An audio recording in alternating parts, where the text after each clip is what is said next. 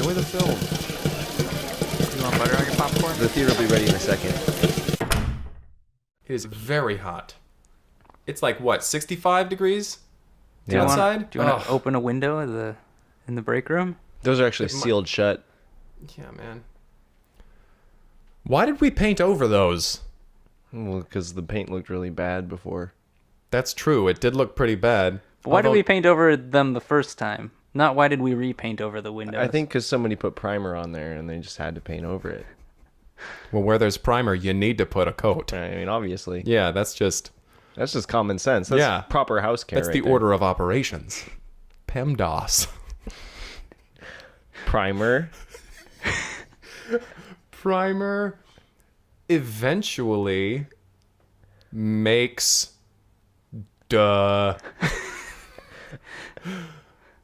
after Is it an sand. A or right? PEMDAS. Yeah. Uh-huh. That's it. Yep. And that's why the paint goes on second. There you go.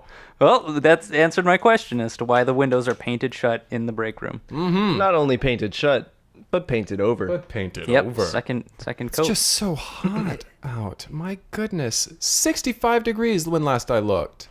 Dude, that is too hot. It is too. I mean, the climate around Timberdale is generally. I mean, we usually keep things in the 30s Fahrenheit. To 30, be clear. yeah, 30s.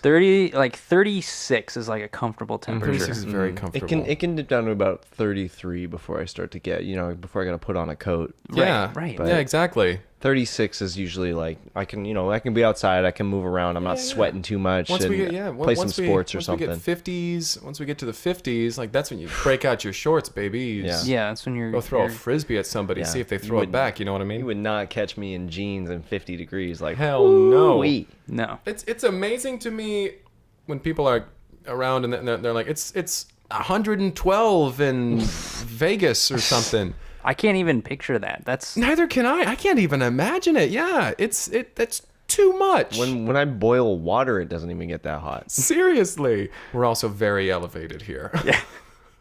but it's like, I mean, in Timberdale, it just makes sense that it's like once the lake has thawed, now it's time to go swimming. It's warm enough to go swimming. Mm-hmm. And we have the yearly swim off. Right. Everybody strips down to their birthday suits and they go trudging through the lake. Right. It's not so much a swim as it is a trudge. Yeah, it's a pretty shallow lake. Yeah, Real it's muddy. pretty muddy. Murky. Usually there's still some ice in it by the time we're doing this. Yeah. Because we hold it on the same day every year, and a lot of the ice doesn't Yeah, thaw give or later take and later. some degrees. Yeah. Mm-hmm. Let's go and get the podcast started. Sounds good. All right. Welcome to the break room at the Cineplex. Hey. My name is Kyle, My name is Greg. I'm Henry Harrison.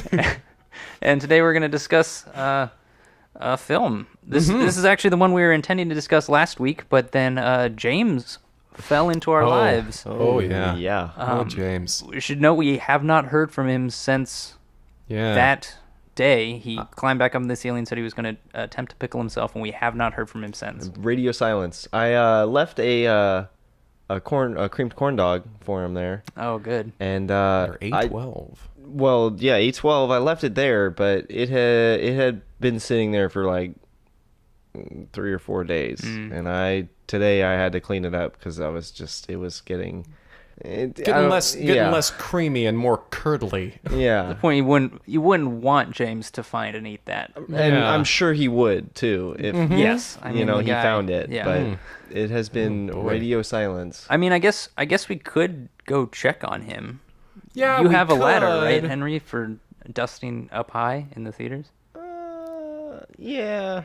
Well, Why do you Well- say like? You mean you do or you don't have a ladder? I mean, it's there. Yeah. I just you I could mean, utilize it. yeah. But I wouldn't. I mean, I'm not going to Could- go up there. couldn't and should are two different words. Right, and we never confirmed that his family was even human, so I'm not Yeah. ready to start They crawling sound around lovely, up in the ceiling. but they could be dangerous. We don't. I mean, we knew there have been possums and raccoons up there, and He killed a deer. he killed a deer. Killed and skinned a deer. Yeah. But let's go ahead and get to the movie that we were going to talk about Sure. last week. Yeah, this one was called Problems Come in Threes. Mm-hmm. Problems come in threes. And this was a kind of a very, very far, like, out there as far as movies go. Like, Yeah. there was kind of a hard plot to follow for me personally. Right. But if I watched it a second time, I think I would get it a lot better. Yeah. Just because, like, you know, even just trying to keep up with the characters and, like, the names that they had and, like, you know, Yeah, just yeah, kind of the way totally. the times, like, lined up in the movie. It was, like, Yeah. really hard to be It was, certain of it what was, was it going was like one of those, like, what, late 60s, early 70s artsy films. It was like very obvious that they were on some sort of drug when they were Yeah, writing it. yeah. if not more than one. Exactly. Uh-huh. But it's kind of like this classic like love triangle sort of movie dynamic, Right. Yeah. but just taken to extremes. Right. Like, because it's following, like, kind of like 500 Days of Summer style, where it's following, you know, the timeline of a relationship. right. But it's trying to do this with 3 different relationships, and they kind of involve all the same people. Right. And again, it was hard for me to follow, but I'm sure if I watched it again, I would get it. Yeah, Yeah. we'll do our best to Maybe, yeah. describe this one. Yeah. So let's start at the beginning. That's a good idea. A very good place to start. It opens with 2 people, and they're on a bus. They're on a bus or a train. Like you said, all the names were yeah, kind of weird. Which 2 characters were this? I'm talking about Stefan Uh-huh. and Lejublian. I can't remember. That sounds Like, that sounds right. that sounds right, but at the same time, that sounds really wrong. It sounds made up almost. Lujubrian. Well, it's already It was Stefan- Stefan and Lejublian. Yeah. I believe they were headed to Berlin at this time. right. And this is because Lejublian was leaving David at the station. Yes. And so it shows them depart on their train ride and then flashes backward to her and David, and Lejublian and David. Lejublian and David. Back at the station. Yes. Right. And David is pleading with Lejublian. He's like Lejublian, please, I love you. I love you so much. You're my only love, and I love you, and I love you so much. Kind of goes on like that for a wee bit. Yeah. And Lejublian is like in between him saying I love you and everything. She's like, doesn't matter. It doesn't matter. And she's like, "What have you ever done to make me love you?" Which then, of course, leads to another flashback when David and Lejublian are on their, I believe, second date in Yeah, that something like that. flashback. Uh-huh. Because they talk about their first date during that flashback, and then we flash back to their first date. This is nothing like our first date. Exactly. When it flashes back to Lejublian and Stefan on the train, you can see that, you know, obviously she's just left David. She doesn't feel the love that was once there. That was Yeah. on their first, their second, their third, their fourth date. Yes. Right. All of which we've seen. The Yeah, magic we've is seen. gone. Those, yeah.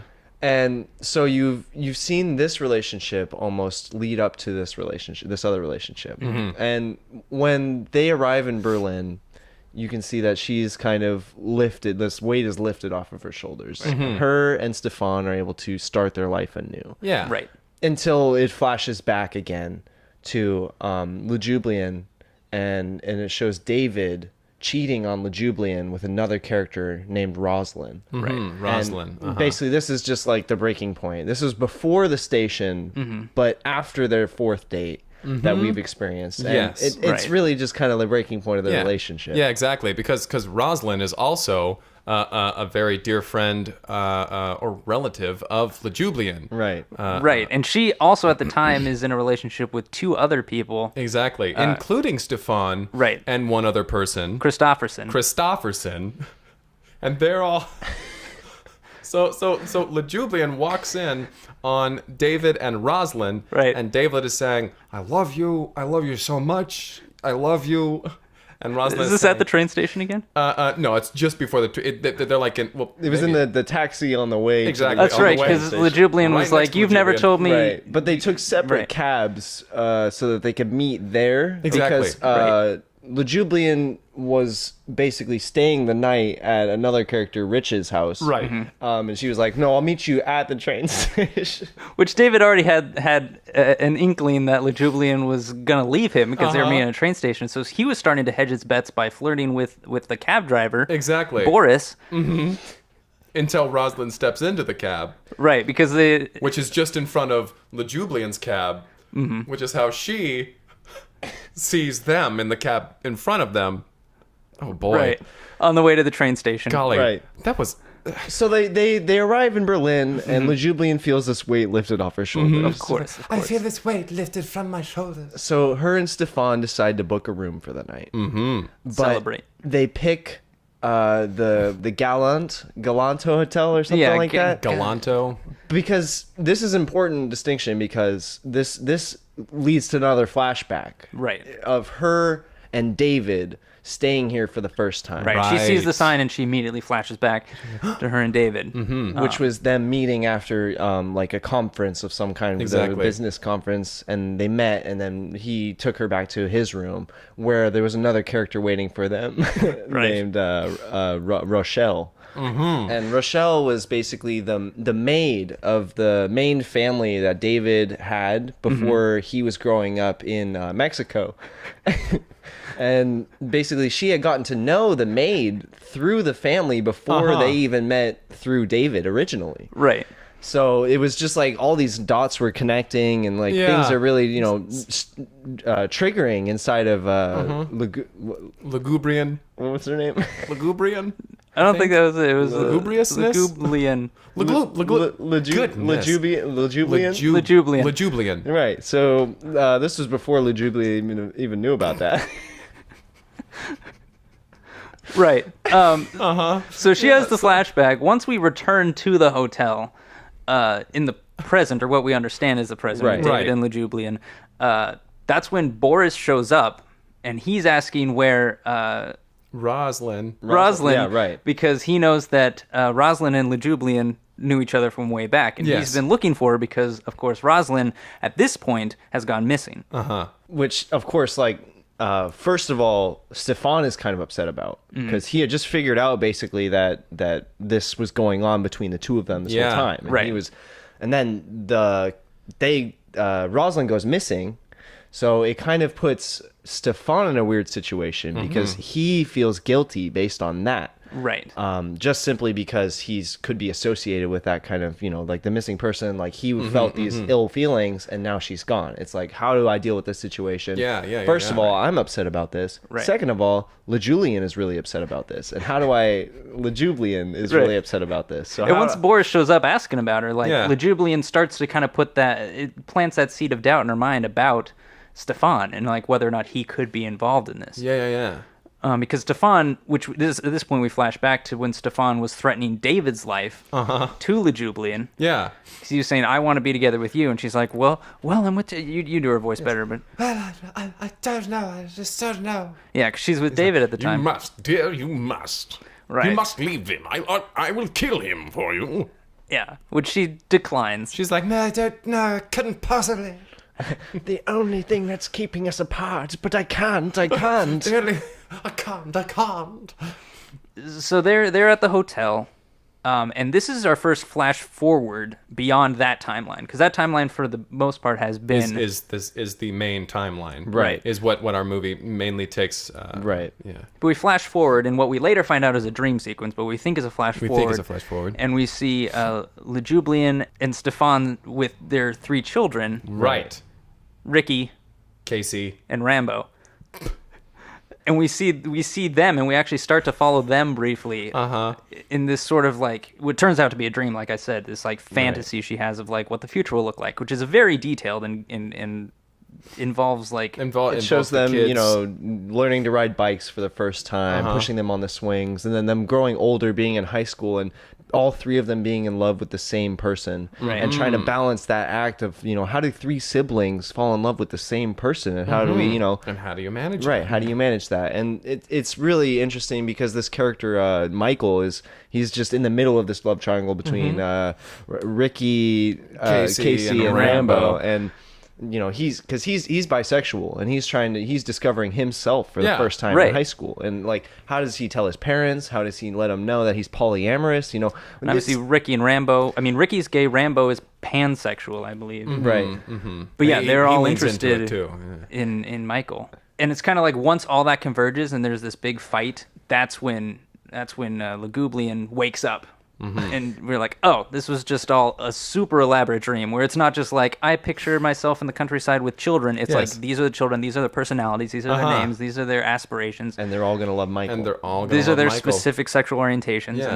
And she thinks that in order to protect everything and everyone, she's like, we We need to find Michael. We must find Michael. yeah, Right. she's convinced that this guy is real.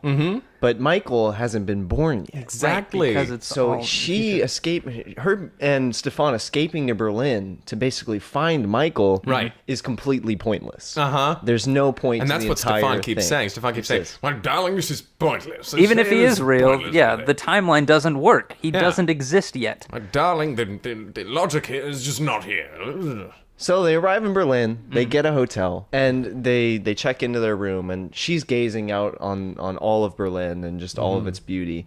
And they have like the beautiful presidential suite. What do they call it? They're like the ambassador suite. I Yeah, really ambassador bad. suite. Yeah. And super nice. She's out on the balcony looking over the world, and she looks to Stefan, and she's like, "Funny how these things, the time, it just flies, and you're not aware of it at all times." And basically, Stefan's trying to comfort her because he can see that she's not there with him. She's somewhere else. She's still experiencing life picturing that future. as we're experiencing this movie. Yeah. It's confusing for the audience, Yeah, it's and confusing, a lot of ways it's especially when- confusing for her. Yeah. Yeah. Especially when David comes back and David's Right. like, Darling, I love you. I love you so much. I love you. comes back and Stefan's like, yeah, you can't be here. I'll I'm kill gonna you. Kill I you. threatened to kill you. Take your before. life. And Boris overhears him say that, and that's what makes Boris think that Because he's still picking up those clues and he's still looking around. Lugubrian has Lejublian? Lejublian has already put those pieces together. But, Exactly. Right. But I mean, It's kind of at that moment that I kind of started to have suspicions that Lejublian was kind of she's manipulative. above everything. Like She's- she could kind of see all of the pieces. I think that's part of her character is that Yeah. she's manipulative, and so then when she sees this future that she doesn't want for her three children, whose of course their names were Ricky, Rambo, And Casey. and Casey, she doesn't want that to happen, and she thinks that she should be able to control that future that Yeah. she's dreamt up, Right. and that's why she believes she needs to find Michael, Right. who hasn't been born yet. In this process, she decides, like, instead of having these three kids, I need to rethink my future and decide what I actually want. Stefan is obviously not in it because with Stefan, I have these three kids. That is, I've already have That's a seen the fact. future. I have flashed forward. So I need to, flash back to where I am now. It takes her back all the way back to where they're in the taxi cab on the way to this train She's in station. her own taxi cab. And she's like, wow, okay, so I just took the cab and she's arriving at the station. And she gets out of the cab and she thinks, I can't get on this train. I have to stop myself from getting on this train. And by doing this, she basically locks herself in with David because David is the one at the station who's going to take her away from Stefan. That's how she's going to escape that situation. Right. So Stefan gets on the train alone, and she leaves with David in another cab. Right. The same cab that David took there in the first place. And Right, with Boris, the- with the Boris driver. and Driver. Rosla was also in that one, right? Right. so, So all she- four she of them gets- get in the cab together, Right. She gets in the cab and they leave. and they all leave. All four of them.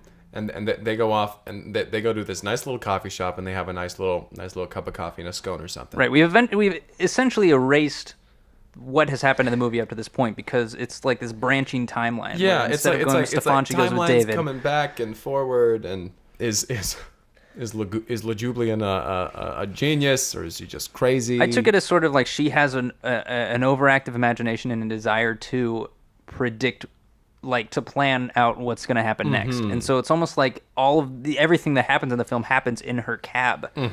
She's picturing like, all right, now if I go with Stefan, this is what's going to happen. Every possible timeline. Right. She's inventing them, but they're so specific and so detailed. Yeah. So they're all so after they're all at the coffee shop. They part ways after that. Yeah. So Rochelle and Boris leave Lejublian and David Right. alone. And they're at the coffee and they're basically discussing things over Yeah. coffee. And she's saying oh darling, our lives are almost so much different, and we have to find Michael. And he's saying, darling, I love you. You're the best thing that's ever happened to me. I love you. That's really like the only card he has to Yeah, play. he doesn't have much to say. But he's a lot more Or at supportive. least that's what it felt. I'm sure he of had more finding Michael. lines. Right, Yeah. Stefan is immediately like, That's pointless. this. You're There's inventing no things. Michael. Mm-hmm. But David, on the other hand, it just states how much he loves LeJulian Yeah. and over and over and over. And so they kind of embark on this journey to find Michael together. By finding Michael's parents. Right. Right. Which eventually leads them to the maid, and Rochelle was with a new guy, Anton. Guillermo. Anton Guillermo. Sorry, Anton Guillermo. He kind of went by both names. Right. Half of the time, he was It's like, the mood he's in. Call me Guillermo. that it was like, Call me Anton. Which we then find out, like, through the two characters, Rochelle, and then later in the movie, we find out his real name was Guillermo. But he was lying to Rochelle about it and Yeah. said his name was Anton. Right. Because he wanted her not to find out it was the same man that Rosalind was dating originally when she went missing. yeah. So Exactly. they, through Anton Guillermo, are able to find Rosalind because he is the one who's able to retrace her steps. Yeah. So they flash back. Oh, You okay there? So Yeah, Henry that's almost all right. Knocked over the Sometimes microphone. I get Jumped really up pretty quickly excited. there. Yeah. So Rosalind is found because they flash back in Anton Guillermo's memory Right. to the time when he's dating Rochelle, Right.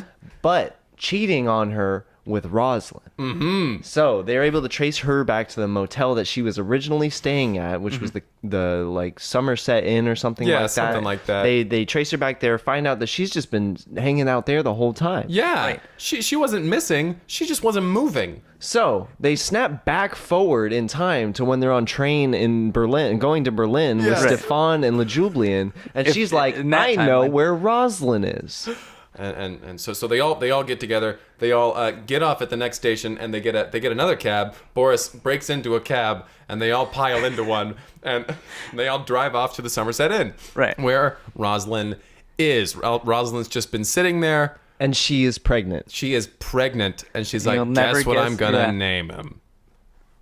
Michael. Michael." If that wasn't clear, I just And wanted. everybody makes a sigh of relief. Everybody's like, "Here we go. We But- have to kill your baby." So they flash forward again, and LeJulian is getting married to Stefan. Mm-hmm. She is happy as ever because Michael is dead now. Yes. Yeah. Because they didn't show that part, but they flash forward, and it's very clear. They that- just Yeah. kind of mention it like. Michael Yeah, is- they're Now we like, can be we're happy. taking care of it.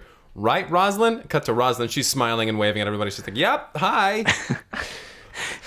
And LeJulian is like, now, Stefan, we can have our 3 children, Ricky, Rambo, and Casey. And he says, "Well, I don't," and then it flashes forward, and they have the 3 kids. they have the Yeah, 3 he kids. does. It seems like no one has any say in really what happens. No. Once LeJulian decides something's going to happen, it's going to happen. Yeah.